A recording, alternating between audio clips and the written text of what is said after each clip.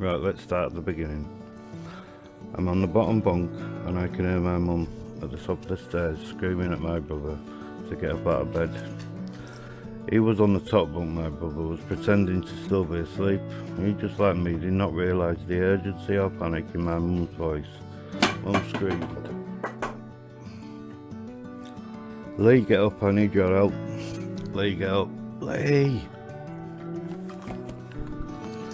My mum did not ever scream like that, ever. Now startled, my brother jumped out of the top bunk and burst out into the hallway. My mum was screaming that she was burning up. Lee grabbed my mum's arm and guided her downstairs and into the living room. My mum was in panic. Lee could not calm her down. My mum became louder and louder, screaming, "I'm burning up, I'm burning up. Help, I'm burning up." Wide awake now, laid in the bottom bunk bed, bewildered, I did not understand what was going on with all the shouting coming from downstairs. I got out of bed and made my way onto the hallway landing. I looked down the stairs and saw my sister was stood at the bottom of the stairs looking at the living room door, holding her blanket. So I ran downstairs and stood with my sister. We were not allowed into the room, so we stood there in the hallway, and while my mum screaming, "Help, I'm burning up, I cannot breathe, help, I'm burning up." Suddenly my dad burst through the door in the hallway and went into the living room where my brother and mum were. "Pauline, what's wrong?" My dad yelled. "I cannot breathe, I cannot breathe, Eddie, help me, I'm burning up." My mum was screaming out to my dad continuously, with more and more intensity, "Eddie, help." My sister was looking at me. The yells continued. My mum was screaming so loud at this point, tears welled up in my eyes, and in a moment, just a one-time standing still moment, my mum's scream stopped.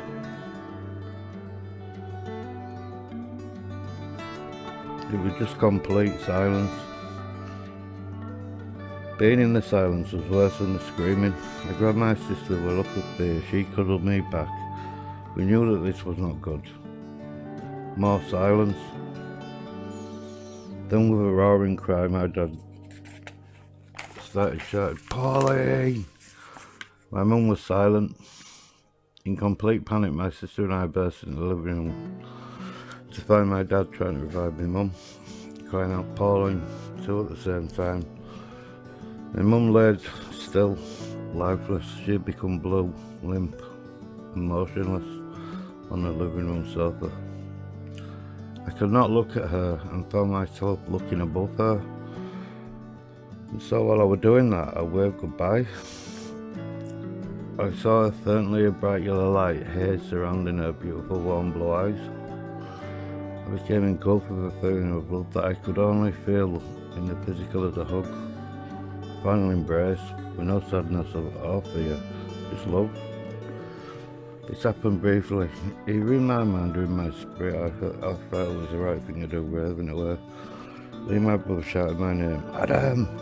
Grabbed my arm and ran out of the house, heading toward the doctors. I followed in pursuit. We both ran to the doctors in our pyjama bottoms, no shoes, no socks on, just a t-shirt. The poorly people in the doctors noticed us and alarm as we arrived at the doctors. Without thought for anyone else in the building and their protests, we were not allowed into the doctors. We both charged in to see him. He knew something really bad had happened, and he had been the family doctors for years. He jumped out of his seat, put on his jacket and headed to his car. I left my little sister at home in the living room. I did not mean to. She was next to me in the house, squat behind the chair opposite the sofa. My dad would not have seen her or noticed where Pauline was hidden from his view. Sister's accounts of what happened while my brother and I were running to the doctors frightened me. As we left, my mum was deceased. She had passed away. I know I waved. Pauline asked, "What were you doing while me and Lee were gone?" She said my dad was crying on the floor and she was looking into my mum's eyes, asking her to get up. It was morning time, you see. My sister wanted a breakfast. But my mum had passed. No breakfast, no talking, just horror and shock. Everyone in disbelief, so the morning horrific events that unfolded so chaotic, so fast, a tragedy to all of us involved.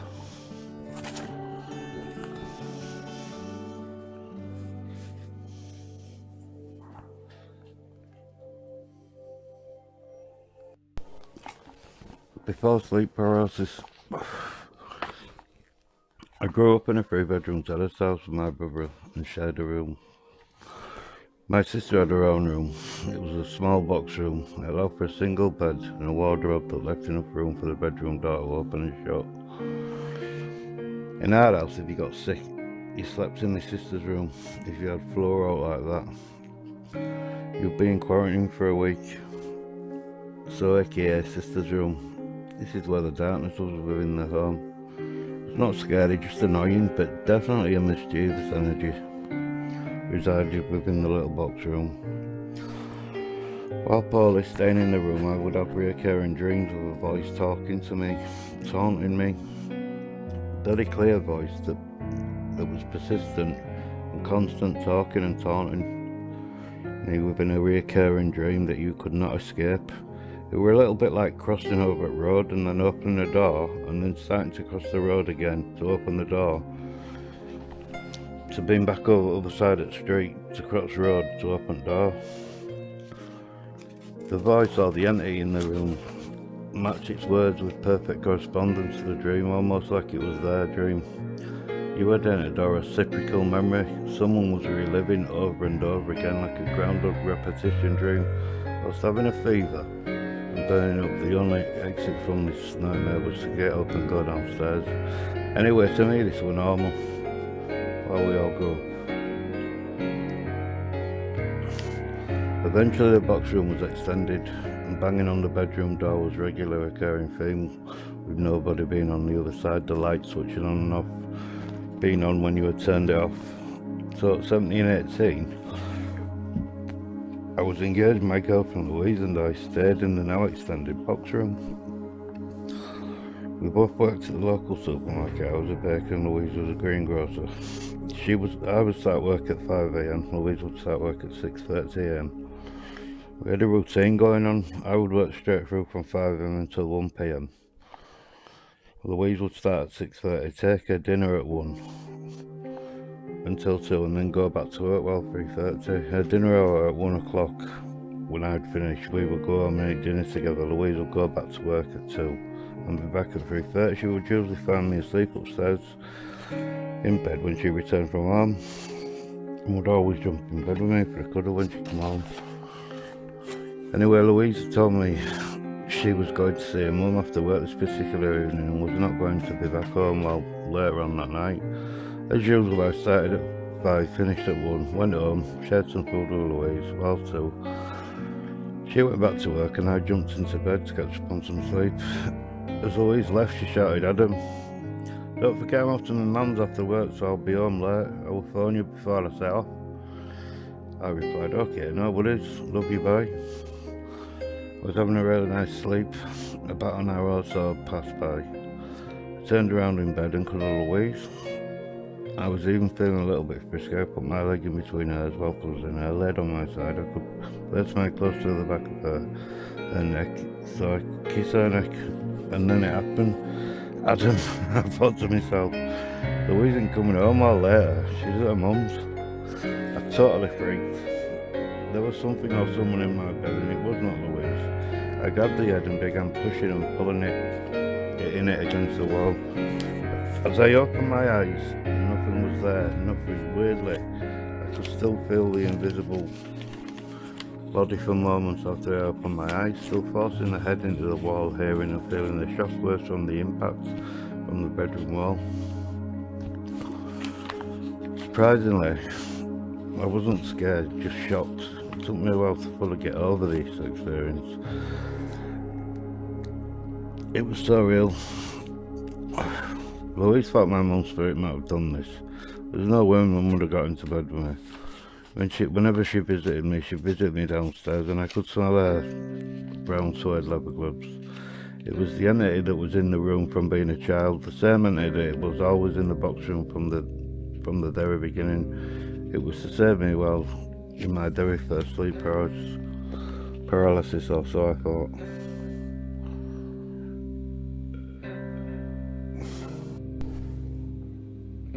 The darkness followed her on. I split with Louise at 19 and now going out with friends, partying was my thing. a new job, etc. My life had changed. A very close friend called Brenda, a nurse, very level-headed. She would become my son's godmother a few years later. And she can verify this story I'm about to share with you. She started the ball rolling. We met for a beer in Leeds, early evening. And I was picking my new girlfriend Tammy up later after meeting Brenda. Tammy was staying at mine for the night. Anyway, I left Brenda in town. She met up with a workmate and I went for Tammy, picked her up and headed for home. Later that evening around 12:01 AM, my phone started ringing. It was Brenda. "Hard," said Brenda. "Yes," I replied. "Can you come and pick me up? There's 2 people in my house and I'm scared." Tammy heard the conversation, took the phone from me, and we said, "Yeah, we're on our way for you now, Brenda." We jumped in the car and headed for Brenda's. 20 minutes drive away with Brenda's house. Tammy kept Brenda on the phone while I drove for her, reassuring Brenda we wouldn't be long. It's okay, not to worry. We arrived at Brenda's. She stood on the pavement waiting for us and jumped into the car saying, "Get me away from here. I'm staying over at yours." What happened? Brenda got home from Leeds and heard voices upstairs in the attic. She had a clatter in her bag and decided she would phone the police and ask them to go upstairs and get them out of her house. "Brenda, who's them?" I asked. She said, "I could hear 2 of them saying they would get her, one dominant and one smaller viscous character, lurking on the staircase, which led up to her attic room." She phoned the police and the police came round and checked upstairs, checked everywhere. Nobody there. So they sat and had a coffee with Brenda, sympathised with her, and looked at Brenda like she was crazy, paranoid, etc. When they left, Brenda was reassured. She was imagining the voices and shadows. She let her guard down.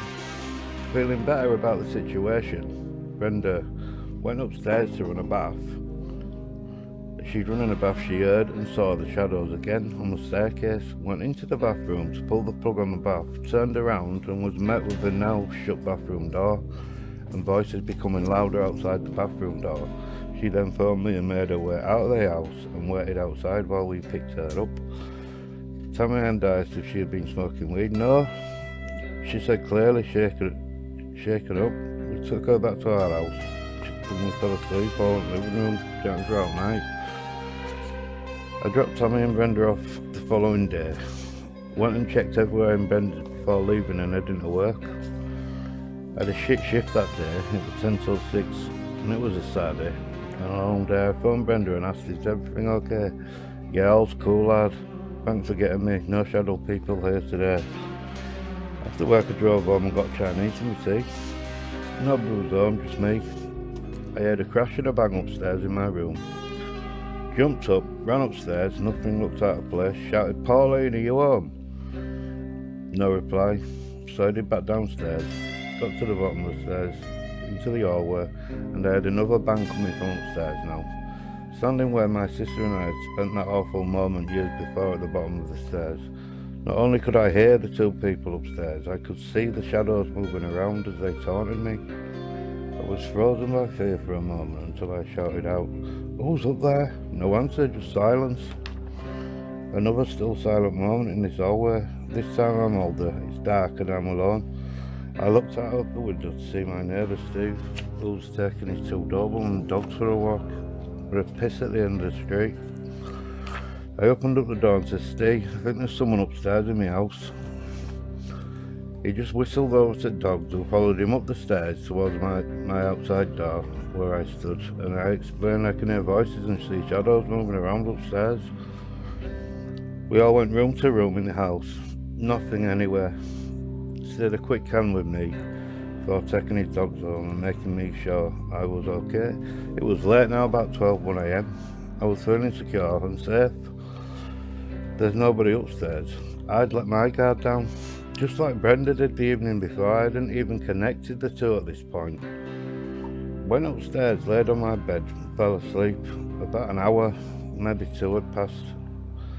I could feel a sensation running up my leg. It felt nice. Then a clatter in my room, followed by voices and moving shadows. I tried to scream. Nothing came out. I tried to move. No chance. I watched as the light shade unravelled above my bed slowly, and the little man that jumped out of the shadows onto the bed beckoning the hat man towards my bed. If I'd not been paralysed, I'd have kicked the little bastard straight in the face. At the end of my bed, as the darkness came closer, I became more terrified. Suddenly the bedroom door opened and a shriek filled the room. Another entered who joined in the party. It gave me an opportunity of movement. Came to my paralysed ass. I shot up out of bed, leapt past the darkness. The screaming and shouting, growling were directed in the dark. I jumped straight out of my now open bedroom door, down the stairs and left the house. Jumped into my car and went straight to Tammy's. I only had my grimies on and one sock. I ran on Tammy's door. She opened the door with her eyes wide open. I don't know what the fuck. She knew Tammy did. The entities followed you to yours. A sudden rush of realisation what had happened to Brenda now blatantly happened to me. Tammy saw its virtual protection stars and sitting on her balls. I don't know if I did that alright, and I'm still talking through it. This is joint sleep paralysis. I'm now living with my baby's mum. I have 3 children and life's been totally normal. Real sleep paralysis instances. All this was about to change for the worse. What happens next is according to the phenomenon. Not possible, there's no doubt it's evil and demonic. Not a medical condition as said by the doctors who have performed sleep observations of people who have experienced sleep paralysis, and they put it down to a place in your mind between being awake and asleep. It's not like that at all. You're awake and the entities play tricks with you. They're very real, very dark and very demonic. I've never not shit my pants a little while being paralysed in bed asleep. Everyone who's experienced sleep paralysis says the same. Entities, they're in your room. They're not there to see if you're okay. They're not there seeing if you're enjoying your sleep. They're there in your room, scaring the shit out of you while you're in slumber. Full stop. That's all they're up to. While sleeping and entering paralysis, the only way to wake up out of the paralysis is if your partner notices and touches you. They can instantly bring you out of the paralysis. Same with your children, etc. Only a sentient being can disturb the entities and stop the paralysis. Sarah, my baby's mum, unknowingly did this a few times. Just as a hatman entered the room, she would accidentally cuddle me or simply touch me and I would be able to move. She would see me in distress clearly sometimes and say you were making strange noises, eyes wide open. What was going on? Sarah? I was screaming or trying. So did you not see the entities? No, sir, she replied. No such thing as ghosts. You just had a bad dream, Adam, she'd say. This was about to change. As we drifted up a particular night, we had been out the night before having a drink with friends at a local bar, so we both fell asleep with ease. The breeze in the room was so good, covering and chanting, sleep at night state, feeling of fear. As I opened my eyes, Sarah's eyes were wide open, mumbling, leaving her mouth.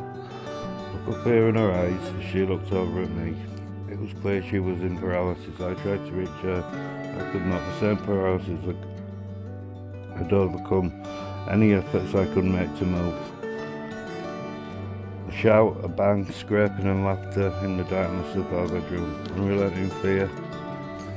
I could see in Sarah's eyes, still desperately attempting to touch the whirling dark shadow above and around us. Dark entities, evil, was with us in the bedroom, shaking and dragging our bed around.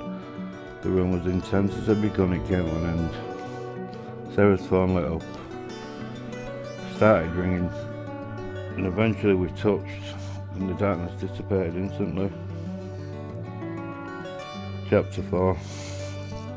Dragged out of bed. A few years now on, separated from Sarah. Still see my children. I started a relationship with someone called Claire. She was cool and didn't mind my children staying over on a weekend. She had a baby also, who was only one, and Claire had a nursery for a Whitwell. Upstairs, had a lonely feeling going on. Go upstairs again to the attic or straight on into the bedroom. The house was a terraced old Yorkshire stone built 2 bedrooms. I had a baby on it in the attic nursery. I would often listen to her read bedtime stories while laid in bed to Whitney. Through the baby monitor I heard a third voice. Through the monitor while Claire was entertaining reading a story to her baby Whitney. I'll be honest, it freaked me out hearing a man's voice, ever so subtle and deep in the background of Claire's story. Claire never reacted to the voice, even while singing. Wind job, bobbing up, pull, pull, pull. She never once reacted to the deep background vocal. I told Claire about the third voice I could hear. She laughed and said, I think there's the spirit of the man in the hallway. And he protects Whitney. I was cool with that. Explanation, haunted hallway, no problem. Claire being such a good mum never faulted her routine. And on an evening always had a bedtime story. The voice continued, and after so long paranoia started, so I did what any rational thinking person does. Turned off the baby monitor while she was reading a bedtime story. A couple of months passed, and this particular evening, my 9-year-old daughter was staying over. She made a den at the bottom of the bed, on the floor, pillows, blankets, popcorn. Ever put on an animated film and pretty much we all fell asleep. During or after the film, Claire was sleeping at the door side of the bed and I was at the window side. I'm a really deep sleeper, lucid dreamer. I dream so lucidly, I often used to dream about getting up and then getting dressed, even going to the kitchen and boiling the kettle. The noise from the kettle would wake me up, the alarm clock, and I would often wake up thinking I'm going to have to do all that again now before I get off to work. The dream was so intense. I was with another being in the dream that seemed to be caught up in a cycle of cloud and darkness, and I was trying to jump out of the haze. It was freaking me out, and then a very bizarre thing happened. He grabbed my hand, and this made me angry. We began spinning in and out of the dark haze, and then the crazy entity, in full spin, released his grip on my hand, and I woke up as I hit the bedroom floor door side and was being pulled by my arm out of the bedroom door. I screamed, Ava screamed. The bedroom light came on as I hit the floor. Looking into Ava's eyes, who was sat up now and freaked out, Claire also saw me fly off the top of her at pace and grabbed me as I was transiting into the hallway. As soon as it happened, it had finished. Shocked and a little embarrassed, I lit up a cig and walked downstairs.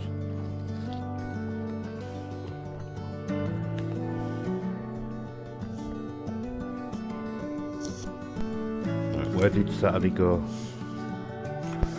This is bizarre what I'm about to share with you. So pour yourself a tall glass or roll a big five because things are about to get freaky. My trip is intense. I think you might find yourself questioning every time you use the mobile phone and fall asleep.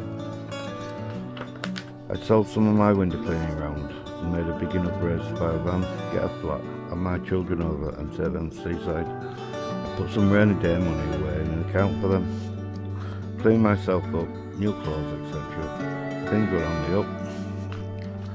I had plans for the weekend with my son and daughter. Never let them down.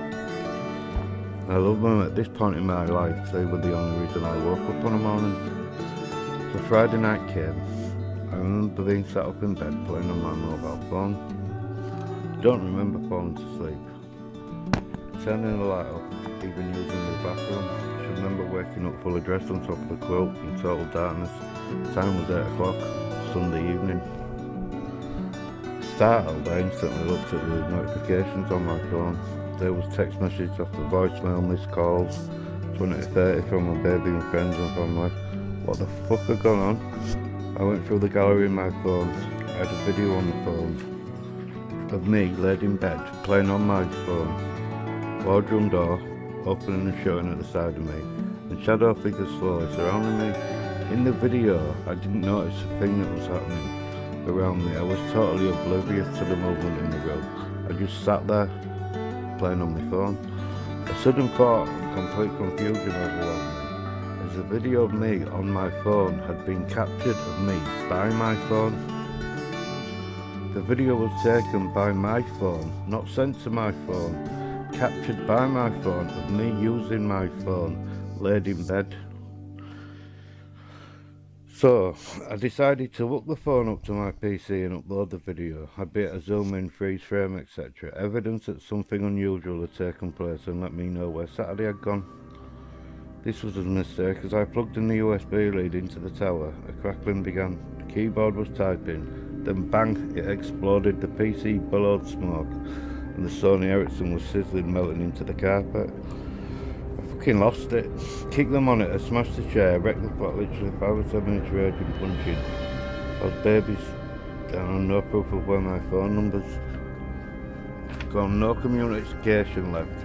I had sweet fuck all, my entire network destroyed, both social, work. Everything was stored on the PC and on my phone. As the mist settled in my hand, I saw the devastation I caused. My autopilot kicked in. I couldn't run away. The flat was my home, so I began cleaning up. The floor was covered in debris and needed hoovering. I turned the power back on in the flat, because obviously it had gone off because the computer had exploded, and pulled out the hoover. It was a small pull-out, a round hoover I had where you pull out the electrical cord out of the unit and plug into the wall. On the top of the unit where you unplug the lead, you push a button which sucks the cord, the cord back into the unit. You can put the hoover away, yeah.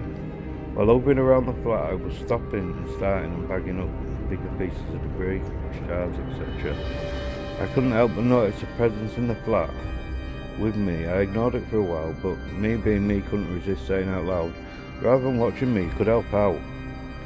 Finally I'd finished with the hoover on, and when I went to the kitchen to grab a drink, I shouted putting the hoover away. Putting the hoover away would be a start, to ghost.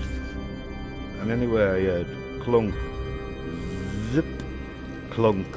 Get fucked, I thought, and walked back into the room. The plug had freed its way out of the socket and somehow zipped back into the hoover, independently. Intrigued by this, and because I didn't do it and didn't see it happen, I grabbed the cord, pulled the wire from the hoover and put it back into the wall, jumped on the couch, cracked open my ice cold beer, and immediately shouted, "Do that again then," and began gulping down my much needed beer. I looked at the plug, and sure enough, it rattled out of the socket, clunk as it hit the floor, then zip along the floor, with a final clunk as the plug at the end of the lead hit the hoover. This didn't faze me. I rather got caught up in the moment. Only way to recall the lead was to push the button on the hoover, so using a ration lead, I pulled the lead out of the hoover again, threw it onto the floor. It just sat there, no movement, until I said, "Do it again then." Zip, clunk. This went on for ages. I was like a 2-year-old with a new toy. Zip, clunk. Do it again then. Zip, clunk. Do it again. Zip, clunk. 3 bottles of beer later, I was wanting to share this madness with people. I had no phone, no PC. It was around 10, 11 on a Sunday evening. I wasn't about to stay in the flat with this freaky shit going on, so I bolted it to the cash point and made my way to a fellow night out. I drove a van, Peugeot Partner 2.6, slightly raised and a cage behind the seats. The cage with protection from the load, with the odd one in the van from hitting you. We had to break. The back of the van was in complete darkness, smelling of boisty rags and fairy washing up liquid. I'm a window cleaner, remember. The van doesn't have a rear view mirror for driving, rather 2 side mirrors, so looking into the back of the van, you have to take your eye off the road and physically swivel around in the seat. So you could only do this while the van was stopped, handbrake on, gear sticking neutral. It's only a 5-minute drive to Petrovers down Gledhow Valley Road, one to either side. It was black outside. I put the radio on low, my sensors on full alert, bang, bang, whack, bang, coming from the back of the van. I knew the sound my bucket and window cleaning equipment made. Intimately, I spent more time in the van than I did in bed or at home. At first, I thought the bungees holding the ladders to the roof rack had unfastened and lowered the cause of the van.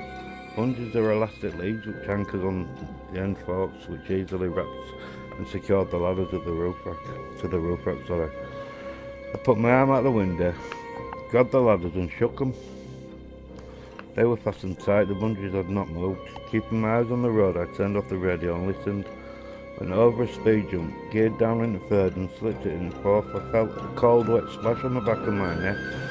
This was just the water in the bucket, spurting out in spurts all over the run and over the bump as I went over the bump. This was followed by a warm breath and a female voice, "Adam, help, Adam!" I slammed, pulled over, looked back. There was a definite movement, shadow movement in the back of the and what looked like a woman slumped down in the back. I was shitting my pants, proper scared, but I didn't hesitate. Turned on the back light internal and there was absolutely fuck all there. Turned the cab light off, started engine back up and didn't spare the horses shouting, "Whatever the fuck you are, leave me alone." 2 minutes later I'd arrived at Petrovas. "Been trying to ring you," I heard, then Petrova walking up to the window. "Are you okay?" Michael, our partner, was also there. I began to describe what had happened. Michael said, "Do you remember the last time you lost the moon and thought the end of the world was near?" "Yeah," I laughed, and Petrova gave me the nickname Moon Boots. We checked the van. Petrova jumped in the front seat beside me. "Right, Moon Boots are off to go get a Hoover, buy a phone," and Michael was cool with that. "See you soon, fella."